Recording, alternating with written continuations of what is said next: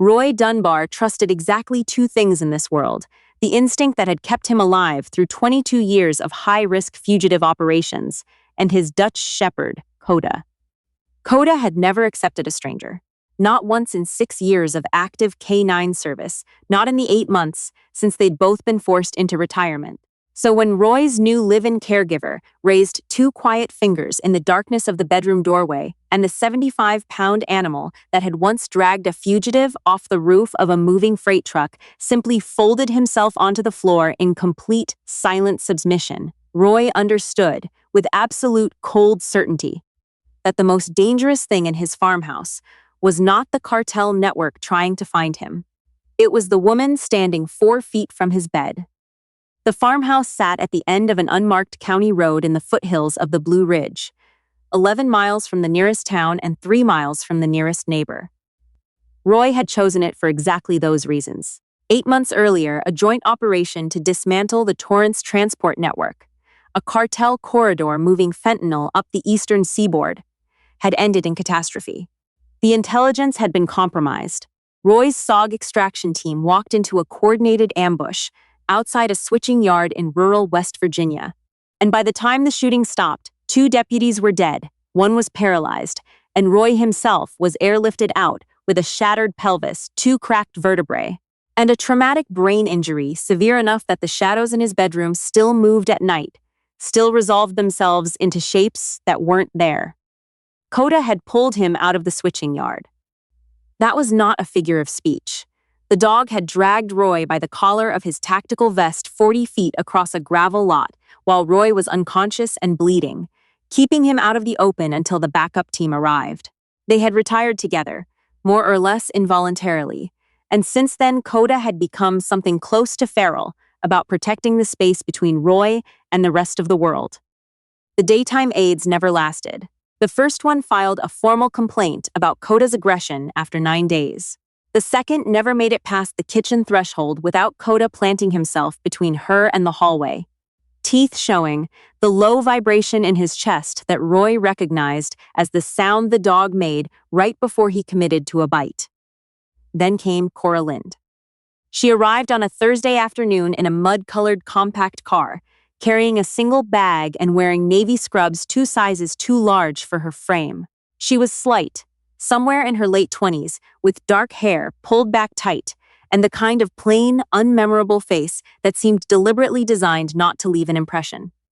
Her file said she had 8 years of critical care and home hospice experience. Roy's daughter Shelby had arranged the placement through a Roanoke staffing agency and left the final confirmation call to Roy's former deputy, Graham Avery, who had been managing Roy's administrative recovery affairs since the ambush.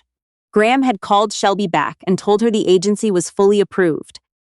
When Cora walked into the bedroom, Roy braced for the usual sequence: the freeze, the wide eyes, the slow, involuntary retreat as Coda rose from the floor and put himself between her and Roy's hospital-grade bed. Coda stood. The ridge of fur along his spine went vertical. He did not bark. Roy knew from long experience that the absence of barking was considerably more alarming than the presence of it. It meant the dog had moved past warning and into assessment. Cora did not stop walking. She did not look at the dog. She kept her eyes on Roy, expression completely flat, and walked past Coda with perhaps 4 inches of clearance between her hip and the dog's muzzle.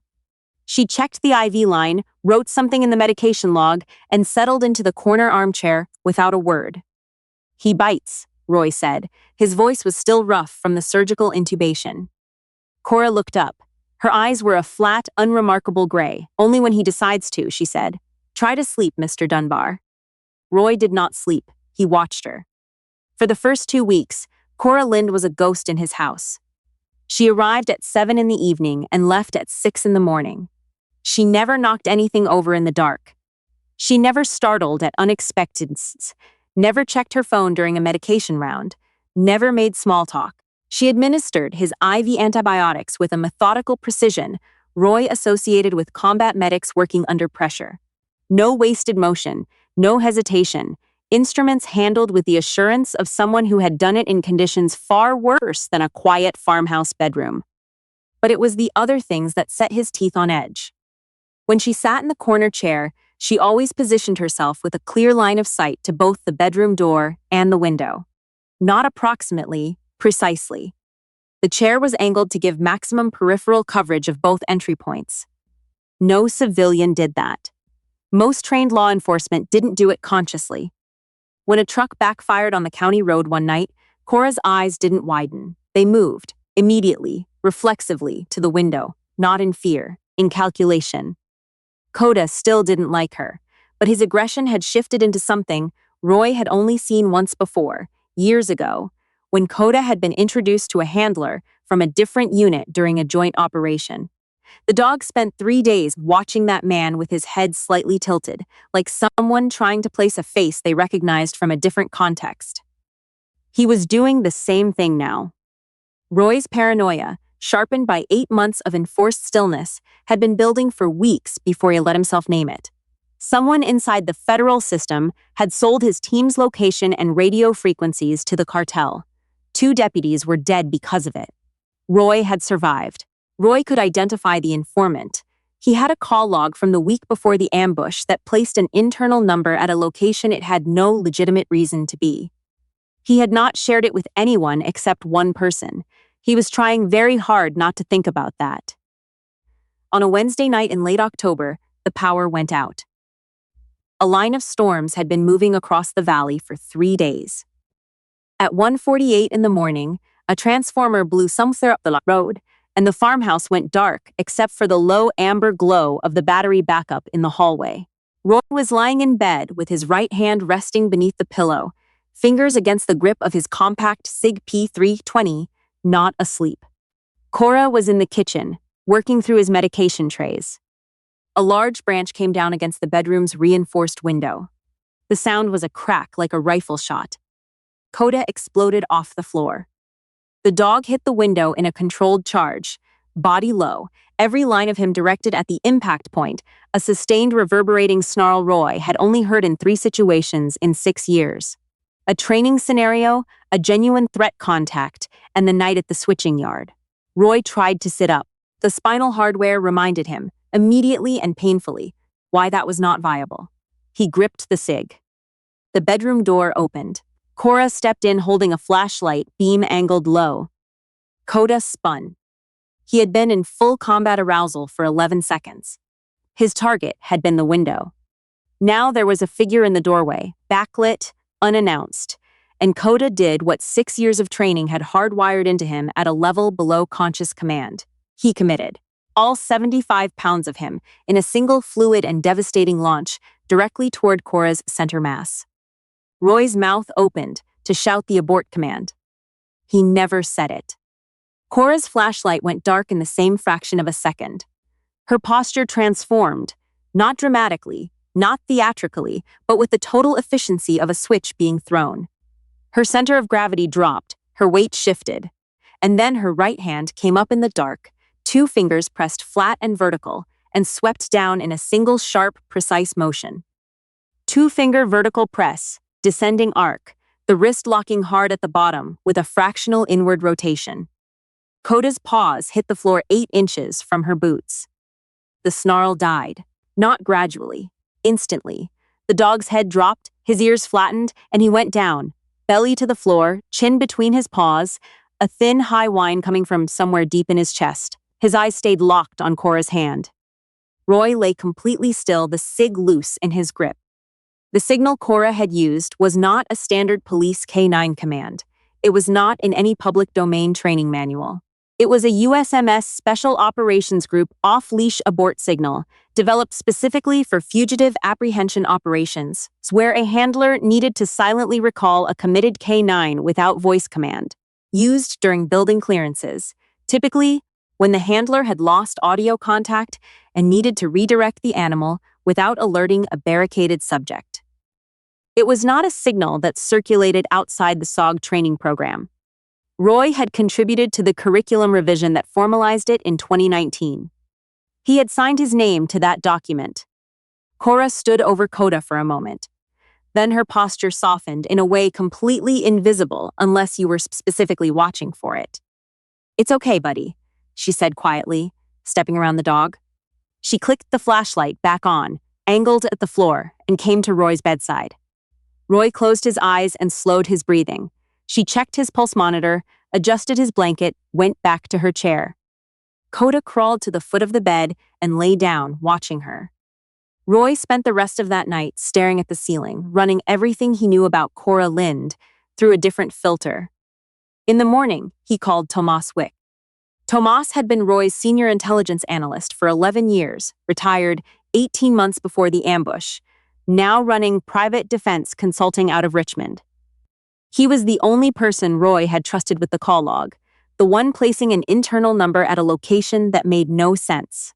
Roy had sent it to Tomas 3 weeks before the switching yard, asking for a quiet trace. Tomas had said he was working on it. "You sound like garbage," Tomas said when the call connected. "Run a deep background on a woman named Cora Lind," Roy said. "She's a home health aide, placed by a staffing agency out of Roanoke. She's not a home health aide." Tomas was quiet for a moment. "Roy, are the painkillers?" "She called off Coda using a sawed-off leash abort," Roy said. "My variant, the one from the 2019 curriculum revision." The pause that followed was longer. "Give me 2 hours," Tomas said, and the line went dead. Roy spent those 2 hours cataloging everything he had filed away about Cora without meaning to. The way she dressed wounds, clean, aggressive, left-hand dominant with instruments, in a way that suggested ambidextrous field training. The fact that she never mentioned a prior patient by name, never described where she had grown up, never referenced anything outside the walls of the farmhouse. The single time he had seen her move fast, catching a medication tray as it slid off the counter, and the way her body had reacted before her face did, at an angle and speed that no amount of hospice work produced. His phone buzzed, secure text from Tomas. "Call me now, landline." Roy dialed from memory. "Don't let her know you've been asking," Tomas said without preamble. His voice was tight in a way Roy had not heard since the first reports came in from the switching yard. "Her nursing certification is valid, but it was issued 26 months ago on a fast-track out-of-state transfer. Before that, nothing. No school records, no prior employment, no credit history, no tax filings. The identity is manufactured, Roy. High grade. I ran her biometrics through what I can still access from my old DOJ clearances." He stopped. "And? I got a partial hit before the system threw me out, heavily classified. The partial I saw was a unit designation. Nexus Unit, DOJ and DEA Joint Black Cell Operations." Roy said nothing. "Nexus handles embedded asset operations," Tomas continued. "Deep cover placement inside protected environments. If she's Nexus, she's either there to keep you alive, or she's there to stop me from testifying before I can name the informant." Roy finished. His voice was very steady. "Who confirmed the hire, Tomas? Whose name is on the agency approval?" A beat. "Graham Avery." Roy almost said Graham's name out loud. Graham had served as his deputy for 9 years. He had been managing everything since the ambush. Logistics, location security, the liaison with Shelby. Roy trusted him the way he trusted Coda, without analysis, without caveat. He thought about the questions Graham had been asking over the past 2 months.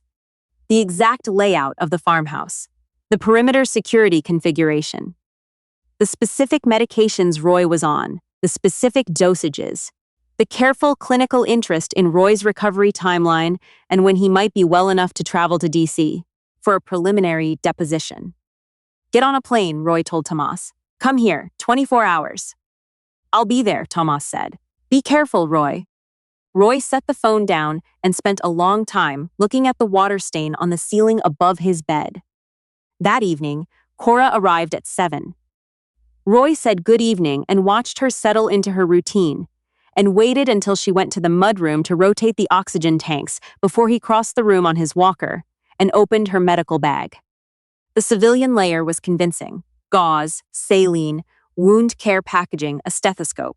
He dug to the bottom. Behind a false panel in the bag's rigid base, he found a Sig Sauer P365 with the suppressor adapter threaded to the barrel, 2 spare magazines loaded with hollow point ammunition, a small kit of preloaded syringes, clear fluid, no label, the kind of packaging used for combat epinephrine blends. A floorboard shifted in the hallway. Roy looked up. Cora stood in the doorway. Her hands were empty.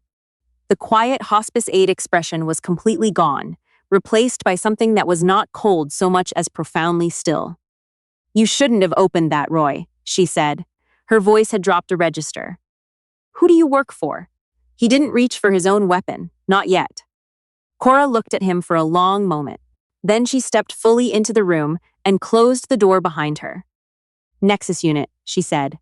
"I was embedded through the Roanoke Agency 18 days before you were moved here. My mandate was to maintain a controlled protective perimeter, document any contact vectors the Torrance network used to locate you, and keep you alive long enough to testify." She paused. "You complicated things this morning when you called Tomas Wick." Roy's jaw tightened. "Tomas is the only man I—" "Tomas is not in Richmond," Cora said, with a patience that was somehow more alarming than urgency. "He hasn't been in Richmond for 3 weeks. He's been 40 minutes from this farmhouse. And Roy, Tomas Wick, was the informant. He fed your team's coordinates and radio frequencies to the Torrance coordinators 6 months before the ambush." She said it without drama, as a statement of documented fact. He had $460,000 in offshore debt from a long-running gambling operation. The cartel bought the debt. In exchange, he gave them everything: the raid blueprint, your team's exact positions, the frequency bands. The room was very quiet except for the rain on the roof. "He thought you died at the switching yard," Cora continued. "When you didn't, he began feeding your recovery yen status and location to the network. When you sent him that call log 3 weeks before the ambush, the one placing his number at the wrong location, he knew you had enough to expose him. He's been managing that threat ever since." She paused. "When you called him this morning and asked him to run my biometrics, he didn't run them to help you.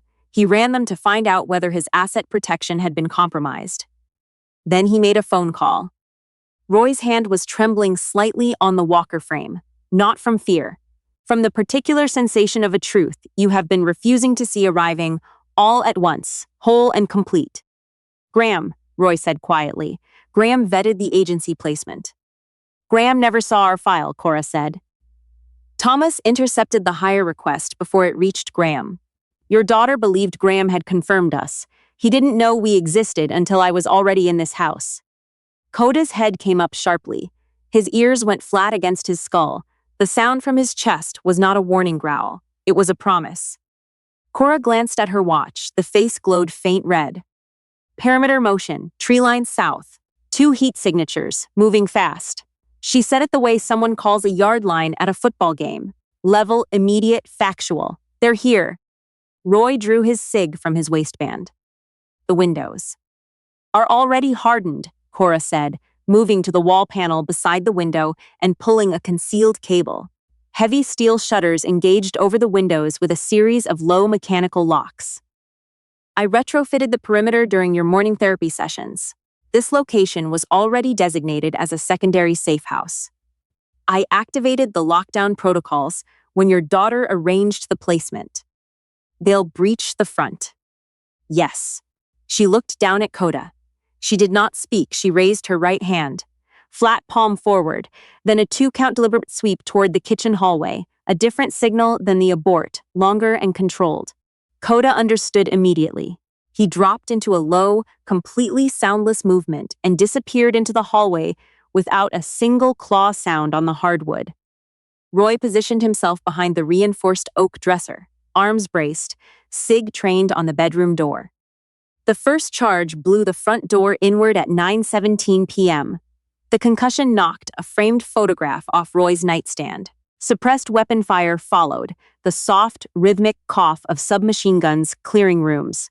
Roy heard 2 voices, then a third, and then the third voice said his name, and Roy's blood stopped moving in his veins.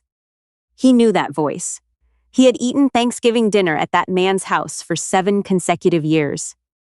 He had passed that man a folded flag at a deputy's graveside and watched him bow his head and say something quiet that Roy had always assumed was a prayer. "Roy, it's me, it's Tomas. I know you're in there. Put the weapon down. Nobody has to get hurt." The sound of someone trying to use your name like a safety switch. From the kitchen, without a sound, Cora dropped from the top of the refrigerator onto the back of the first mercenary. Roy didn't see it. He heard it. One sharp impact, no voice, no weapon discharge, 3 seconds of controlled movement, and then silence. Coda came in low from beneath the kitchen island and took the second man by the forearm before he cleared the hallway threshold. The man screamed. The weapon clattered to the floor. Coda dragged him backward and sideways with the precise, merciless leverage of a dog that had practiced that exact sequence several thousand times in his working life. 2 shots from Cora's SIG, suppressed, clinical. Silence. "Fall back!" Tomas shouted from the living room, and then footsteps rushing toward the back of the house, toward Roy's window. Roy saw the shadow at the glass. He did not hesitate. 3 shots, well placed. The figure disappeared from the porch.